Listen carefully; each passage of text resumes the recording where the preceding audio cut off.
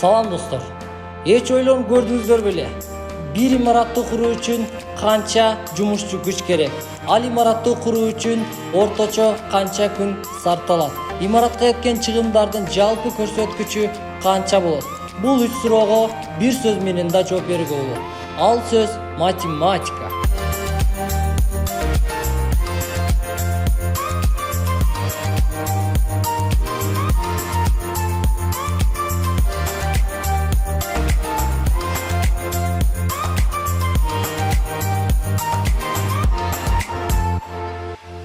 Денедеги нымдуулуктун азайышы адам организмдеги көптөгөн оорулардын келип чыгышына себеп болот.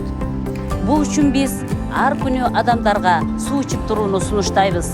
Ал эми суу адамдын салмагына жараша болот. Бул суроого жооп табыш үчүн кайсы илим керек экендигин сиз билесизби? Ал математика.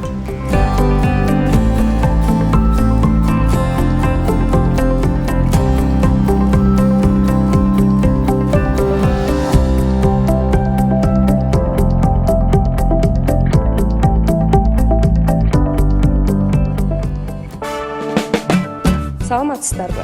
Менин аты жөнүм Гүлшат Кабирова. Азыркы учурда Ош шаарындагы Нурсачи дүкөнүндө сатуучу болуп эмгектенемин. Күнүнө 10дон 12ден бут кийим сатамын. Баабыздын орто саны 7000-8000 сомду түзөт. Бүгүн мен 48 миңдик соода жасадым. Айтыңыздарчы, канча бут кийим саткан боломун? Бул жерде терең ойлонуунун кереги жок. Бул математика.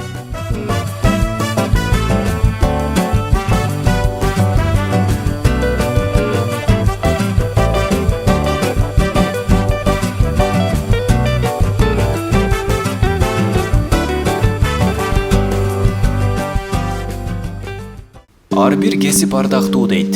Чын эле ой жүгүртүп көрсөк, анда бир кесиптин түйшүгү ошончолук татаал экендигин сезебиз. Ал эми биздин милдет автоунaalар канчалык тездикте аракеттенип жатат? Белгиленген аралык бузулганда эмне болот? Ал унаалардын тездиги кандай өлчөнөт? Эрежени бузган айдоочуга канча айып пул салынат?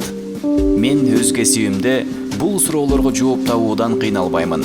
Анткени мен мектепте бир илимди жакшы өздөштүрө алганмын. Ал математика.